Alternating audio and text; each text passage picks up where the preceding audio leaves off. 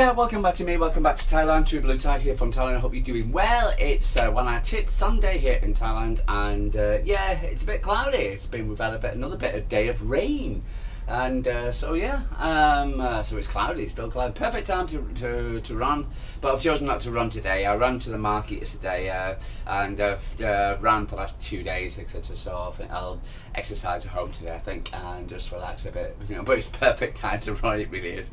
I'm just thinking it's just so ironic at the moment. I'm definitely going to run tomorrow, 1 Jan, on Monday. I'll definitely do that. So let's see how the weather is.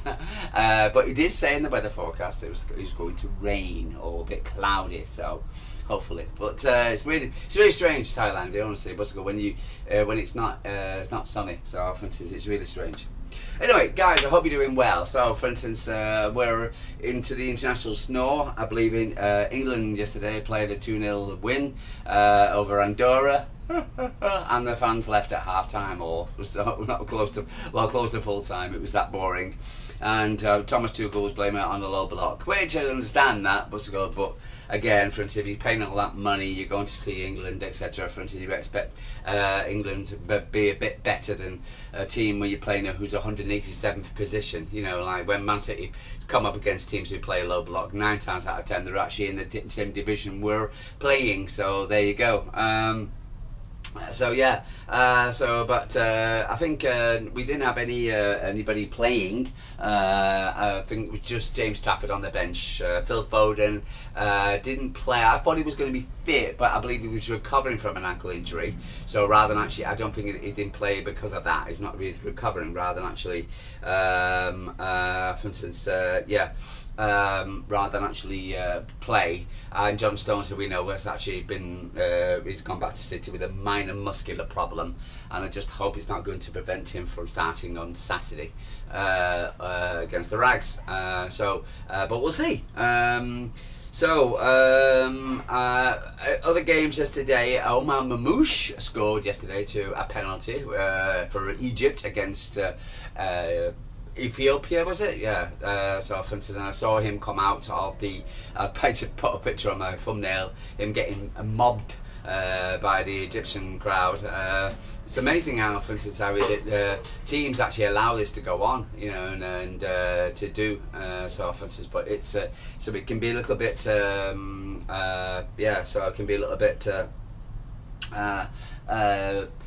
Disconcerting when you see the players getting mobbed like that, you know, what's it called, by fans. I know but you never know, you know, you might get a crazed fan, you never know, what's it called, you know, I'm sure Man City are one of their prized assets, etc., are getting mobbed in the way they are, or so for instance, but I think you need to be a bit cautious there.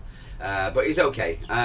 So Ruben Dias played 90 minutes for Portugal as they beat Armenia 5-0. Apart from that, we got remaining fixtures coming up. We got Belgium. Jeremy Doku's involved in that. James Trafford, of course, is against Serbia on the weekend. During the week against Serbia on Tuesday. The Netherlands, we got Nathan Ake and Tiana Reinders, and Donna playing for Italy at.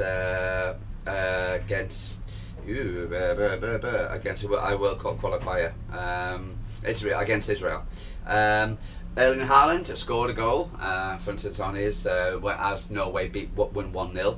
Him and Oscar Bobb. It's good to see Oscar Bobb playing. They're playing against Moldova on Tuesday, and then we got Ruben Dias and Bernardo Silva. Didn't know anything about Bernardo Silva when he played last night for Portugal, but against Hungary they play on Tuesday as well. And Rodri, and for instance, I was listening to him from the manager saying that Rodri is fit, so but they're still being cautious, and I think he came on the 62nd minute for Spain in their game. But he's got to get another game against Turkey on today, basically. Today. So, and then you got Omar Mamouche playing another game against Burkina Faso on the 9th of September as well. So yeah, so still a few City players out there. Nobody's got a massive distance to play, because we used to have players playing in South America, and I'm just thinking who we got now. So, but everybody's kind of playing in Europe. The game against Burkina Faso, where's that? Versus Egypt, so it might be in Africa. So, but it's not too far away. So travelling back, etc., for the game. Hopefully, it shouldn't be too much of an issue. Kazakhstan, Belgium. Oh yeah, Belgium at home to Kazakhstan. But other than that, for instance, no more reports of injuries apart from the John Stones one. So let's just hope and pray that, for instance, if it's going to go well for the guys. But apart from that, really not much news. Apart from the what was his name, Erling Haaland meeting Donna, which was nice. So after a nice hug, oops, so daisy. So nice hug from to Erling Haaland to Donna. So so that was good. Nice to see. Other news, anything picking up? Jeremy Doku wants to concentrate on his stats, which is, I presume that he means finishing in that as well. Donnarumma, for instance, did an impressive stats for Italy, for instance, in his game Italy. Let me just have a look. He did an impressive stats. So let me just have a quick look. I don't have it. Anyway, so it appears that, for instance, he did 90 minutes playing, 90 minutes played, clean sheet for Italy, 5-0, 29 touches, 8 recoveries, 2 saves, 100% accuracy, pass accuracy. There you go. People talk about him passing out from the back. 100% long ball accuracy again. So all his this talk about he can't play out the back, play this and play that, and then for instance he does 100% passing accuracy. So for instance, so well done, Donnarumma. So proving the critics wrong. I'm sure he's got his faults, but for instance, having a guy like that, for instance, at Manchester City. Is a massive coup, and I'm so delighted. Ortega, I haven't heard anything from Ortega what he's going to do. I thought he might go on loan somewhere, but nobody's smart enough to actually to take up his loan. It's just that's a shame for him, because I would like to see him at least go.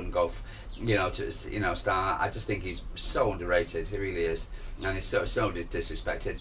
I think goalkeepers don't half get disrespected. There really is, and I think goalkeepers, they need to be more. Edison's just going for €12 million.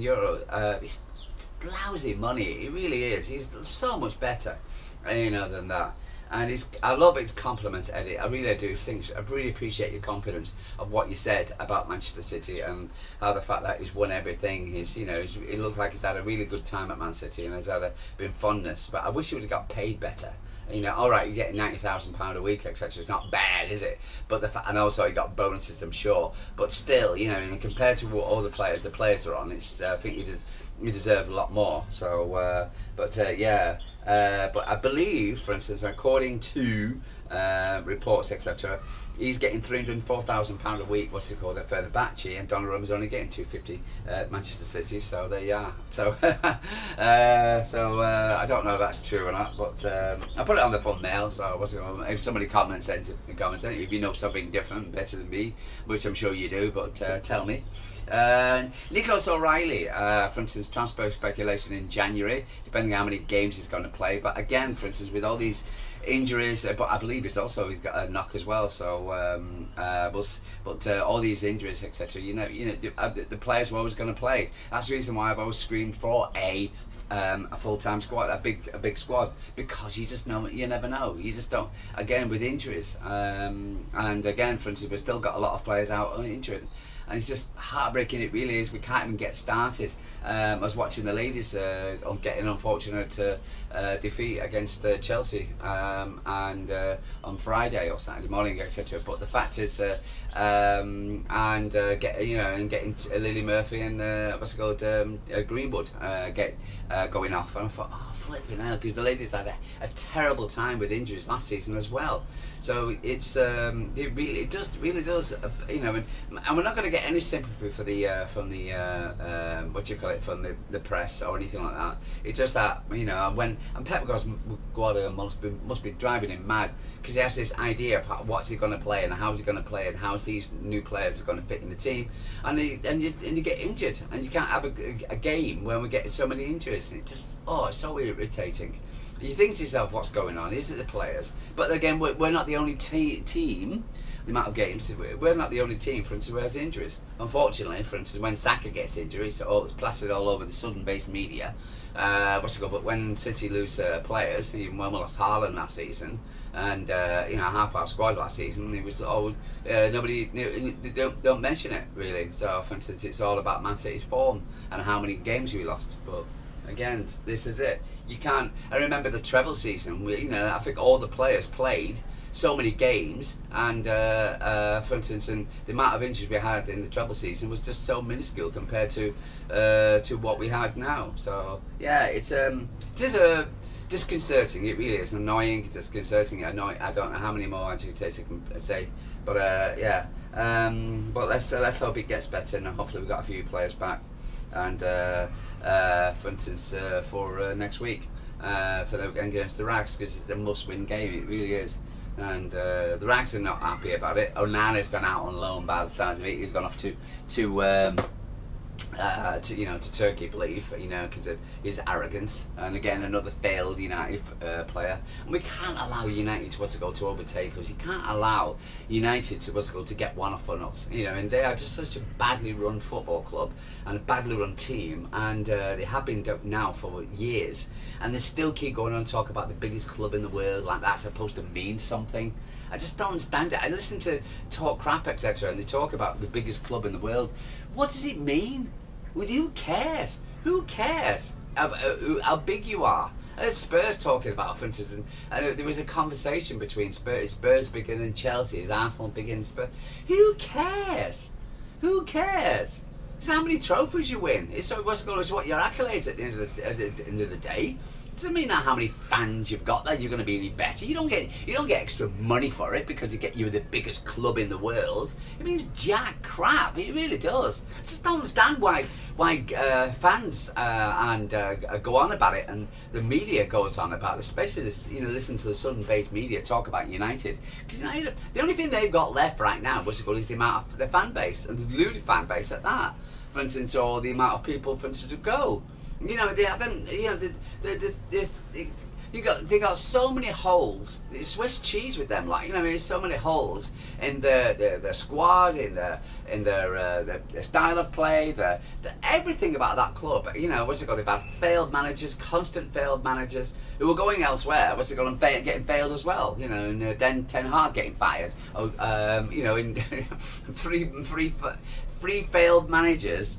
Man United managers getting sacked in 1 week, from two from Turkish clubs and one from German club, and it's just unbelievable, for instance, and then you listen to United fans, and they would say, would have Mourinho back, would have Solskjaer back, etc.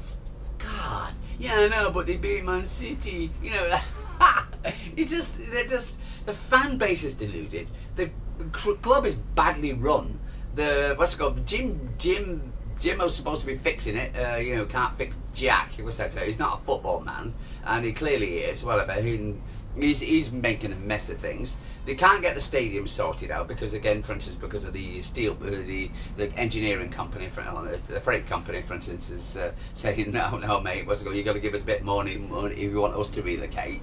But they still keep going on about the biggest club in the world. They haven't won the Premier League in there. They haven't finished up with Man City in God knows how long. Won the Premier League in God knows how long. They'll keep harp on about the fact that beat City in the FA Cup, which again, in that City were kind of half cooked. When we, and again. But they keep going on about the fact they're the biggest club in the world. You know, that we all should be sat there bowing down to the fact that they got the biggest club in the world. It means nothing.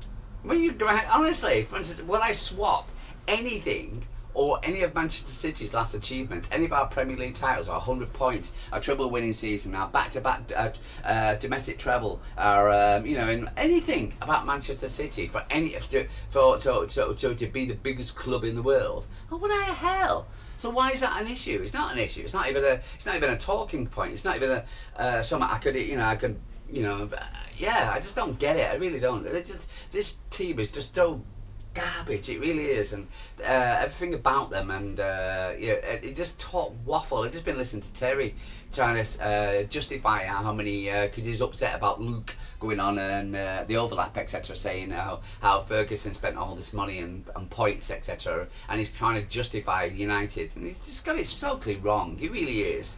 You know, he was complaining that Luke wasn't born at that time. Well, I was born in the '60s, for Christ's sake. So I know, and I was watching the United, and it wasn't a competition. The Premier League wasn't, or the First Division at that time wasn't a competition like it is now. And there was the top half. They would win all the games, right? The middle half would always stay in the middle, and then the bottom half would go down. They always had the Uniteds and Arsenals and the top half, the red cartel, should I say, the Liverpools were always at the top. For instance, and that was the way it was, and they had all the money, for instance, and all the spending, and that's what they want back. But unfortunately, for instance, because now the Premier League is so competitive, and that's why it's so attractive, that, for instance, the United don't want it, and back again, to be the way it was, the way it is. So that's the reason why they're doing whatever they can to stop the likes of Newcastle, Aston Villa, etc. To breaking through, because they've seen Man City broke through the the red cartel, etc. and winning things, and they don't want another team, so they do bring in whatever they can, any kind of rules or regulations on trying to bring down, and they're using the mouthpiece of the South, etc., for instance, which is TalkSport and Sky Sports and blah blah blah, the newspapers or columnists who are all Liverpool, United, Spurs, blah blah, Chelsea fans, and for instance, and